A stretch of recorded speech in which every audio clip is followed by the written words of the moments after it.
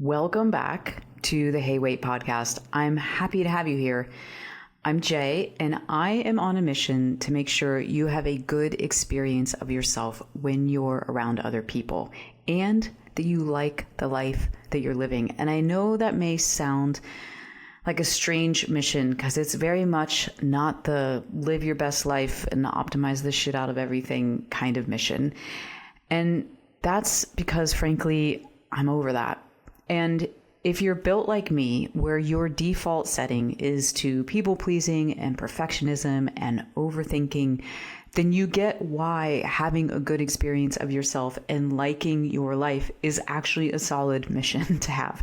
Because if you're by yourself or when you're with the people you know will naturally consider you, then you can feel pretty at home in your skin.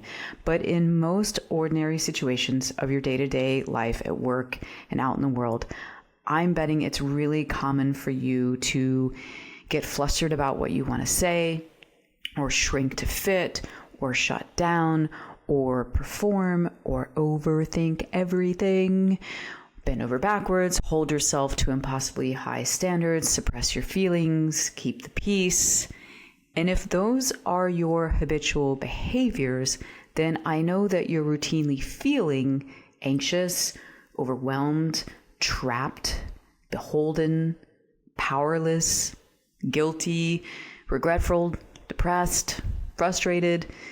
And if that's how you're feeling, that's not a very pleasant way to be feeling. So that's what I mean. I want you to have a better experience of yourself around other people. I want you to feel grounded, empowered, confident, unself-conscious, undefended, peaceful. I mean, imagine that, peaceful around other people. So before we go on, I want to give you an opportunity to check in with yourself. And if you're like me, and while you're listening to a podcast, you're folding laundry or chopping vegetables for dinner or running errands or working out, whatever it is you're doing, I want to give you a moment to check in with yourself. How are you right now? How's your energy? What's your mood like? And if it's been one of those days where you've felt pretty distant from yourself because you've been busy or distracted, or I want you to just say, hey, and maybe even ask, are you there to yourself? And see if you get some response from your body that lets you know that you're showing up a little bit more, that makes you feel that your presence is here. Because I know we're not sitting in the same room together right now, but I can feel you here while I'm talking to you. And I want you to be able to feel you here too, okay? So in the first episode of Hey Wait, I introduced the tool Hey Wait and the 3 steps to how to use it. And if you haven't listened to that episode yet, I'm gonna encourage you to go back and listen to it, because I introduced the tool and I gave its origin story, which I think you're going to want to hear because it's really helpful, not just in understanding the tool, Hey Wait, but in your life and how you show up in your relationships. It's going to help you there. But for now, let me give you a quick recap. Hey Wait are the 2 magic words you can use to shift the conversation or the situation when it doesn't feel good to you. And maybe that's because it's going too fast and you need time to think, or because it's going off the rails and you want to try and get it back on the rails, or because someone else is being defensive or offensive or making it all about them. You know, all the things that you would normally put up with while they're going on, but feel kind of shitty about putting up with. Hey Wait is how you interrupt your typical dynamic and make space for you. And the 3 steps to using Hey Wait are: first, notice. This is notice when you're having a bad experience of yourself around other people. The second step is pause. This is where you say Hey Wait to yourself so you can pause and stay with yourself long enough to figure out what's going on and what you want to say or do. And the third step is to ask. This is when you actually say, hey, wait, to someone else. And this is the moment you change the pattern and ask to be considered. So today we're going to focus on step 1 because it's best to start at the beginning. And because I suspect a lot of you are already in your head freaking out about having to say, hey, wait, to someone else. So we're going to just hang back a little bit. That's step 3. We're going to start with step 1. And that is noticing when you're having a bad experience of yourself around someone else. I want to break this into 2 parts, the noticing and the bad experience, and use a bit of science to explain both to you. First, when it comes to noticing, it's important for you to know that your brain is wired to pay more attention to what's going on around you than what's going on inside you. And it makes sense when you think about it evolutionarily. Like knowing your surroundings is good for your survival. If you can see that there's a bear in the bushes, you're more likely to stay alive, right? But how that translates into your modern day relationships is, say, noticing that your boss's facial expression has changed or that your partner's energy or mood has shifted. And knowing that kind of information helps you maneuver or change your behavior to get what you want, which always is going to come down to 3 categories: safety, belonging, and mattering. As humans, you want to stay alive, you want to be accepted, and you want to be loved and respected. That's like the core of being human. Everything we do, say, is around getting those 3 needs met. So being able to know what's going on in our surroundings is important.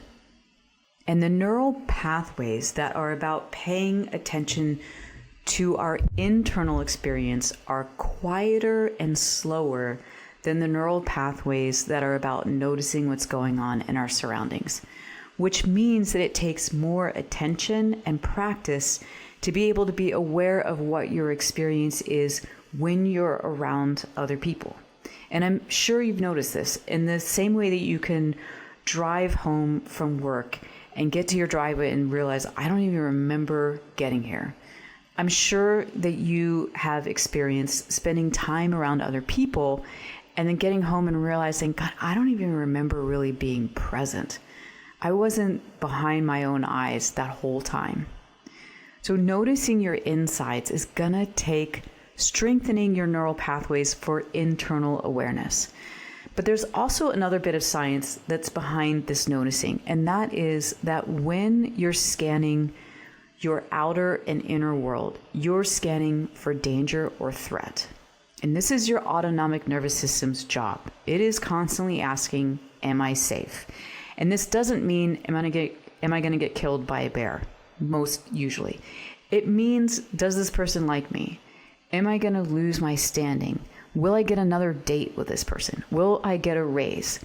And this is where the bad experiences of yourself can come in, because if you read threat or danger, real or perceived, you will go into a stress response: fight, flight, freeze, or fawn. And all of the shit you do that doesn't feel good, like people pleasing and overfunctioning and overthinking and getting defensive, every single one of those behaviors fits into one of those categories of fight, flight, freeze, or fawn. And you probably already know this, but I really want you to hear this because this is important. Those behaviors are not your personality. They are not who you are. They are reactions to a stress response in your nervous system and habits that your body and your brain have learned keep you safe. So the stuff that doesn't feel good to you has less to do with who you are and more to do with the state your nervous system is in. I want to share with you a story about me noticing having a bad experience of myself. A few weeks ago, I was on a first-time virtual coffee date with someone that I had met in an online networking event. And it was, one of those conversations where I thought we were coming to get to know one another and to know each other's work so we could refer people or, be an ally to one another in some way. And I went first and I shared who I was and what my work was. And then it was her turn, and I was expecting her to share about her work and her and how she got to what she was doing. And instead, she started coaching me on things that I had just said. And I thought it was a little strange at first. Like, I remember having this kind of sort of feeling, but I'm always curious and I'm always open to learn. And what she was sharing was kind of interesting, so I went with it. But I noticed that the more she did that, the more I started to feel like I couldn't feel her. Like there was a wall between us. And I, in that, got kind of uncomfortable on a side. And I started to feel small, and I started to feel like tripped up about my words because I was feeling self-conscious, because here she is trying to quote unquote fix me rather than tell me about herself and just connect with me. So all my like childhood insecurities of there's something wrong with me and other people are better than me and all that stuff started coming up. So you're beginning to see how I was having a not so pleasant experience of myself. And I recognized, like, there was a part of me tracking this that I felt like the more she coached me, because it continued, the more small I felt. And the more small I felt, the more what's the word I'm looking for? The less confident I felt speaking with her. And then I would get tongue-tied and all that stuff. So I knew it was happening. Like, I was tracking myself in the moment. And I knew, based on what I teach, that all I needed to do was say, hey, wait, I actually thought we were here to connect with one another and get to know one another. I'm learning a lot, but I actually would really like to learn about you first. But I did not do that. I went through the whole rest of that conversation just feeling small and like not as smart as her. And then the more that happened, the more pissed I got. And like internally, I was like, this woman is not for me, and I am never having another conversation with her again. So I'm sharing all this with you because it was a really potent moment for me of having an entire like 25 minutes to just continually watch that entire time I was having a bad experience of myself around this person. And it had really nothing to do with her. I mean, I could have spoken up for myself and I chose not to. So the reason I'm telling you this is I want you to see how noticing is the first step to breaking the cycle to you not having a good experience around other people. And you don't have to fix it right away. Just see it. But like in my experience, I will tell you, if you start seeing it, you're gonna get less tolerant of putting up with it. Because like the famous saying goes, you're willing to take on the pain of change when the pain of staying the same outweighs the pain of changing. So in future podcasts, I'm going to share more tools with you for how to shift the state your nervous system is in so that you can not get hijacked by that fight, flight, freeze, and fawn. But in the meantime, there's another crucial state that I want you to know about called the social engagement state. And that nervous system state is the one where you get to have a good experience of yourself. So for today, I want to give you a tool that you can use in this first stage where you're trying to notice what your experience is. And remember how I said you're wired to pay more attention to what's going on outside of you? Well, I want you to start paying attention to what's going on inside you. And you can think of it this way. You've been like a submarine navigating social encounters by sending sonar pings outward to read the room, to track energy, and keep yourself safe navigating everything. And this isn't a bad thing. In fact, it's a great skill. You get to keep doing this.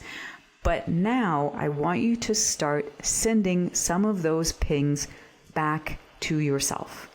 So instead of scanning only for how others are feeling or what they need, start making 10% of your pings inner pings and ask yourself, how am I feeling? What's happening in my body right now? What do I need? And at first, this is going to take conscious practice, because right now your system is probably running on autopilot and paying attention out here. But the more you do these inner pings, the more natural it will feel.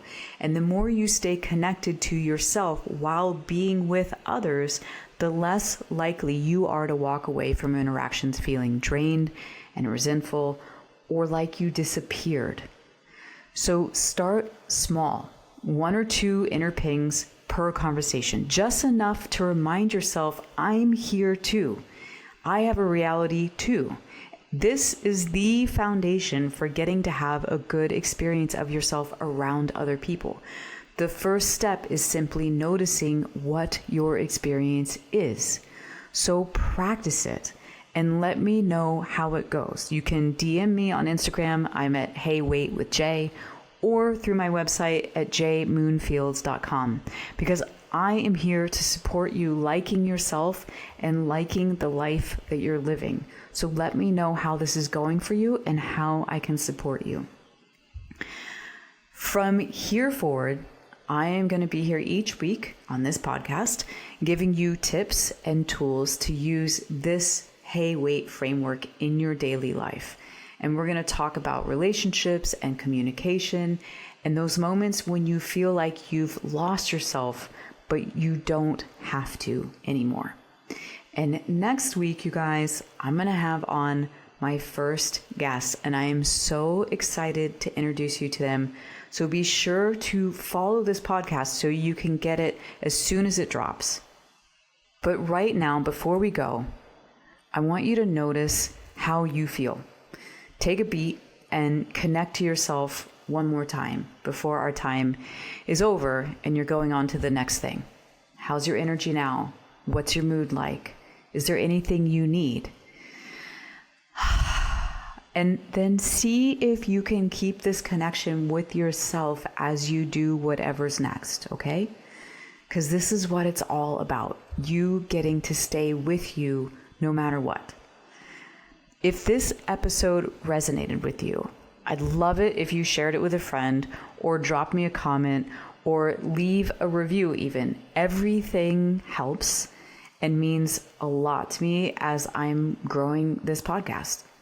Oh, also, if you have any suggestions for topics you want to go over, or questions for things that trip you up, throw them in the comments or reach out to me via Hey Wait with Jay on Instagram. And with that, hey wait, before you go, I want you to remember your reality matters and the right people will meet you there. So stay with yourself. I'll see you next time.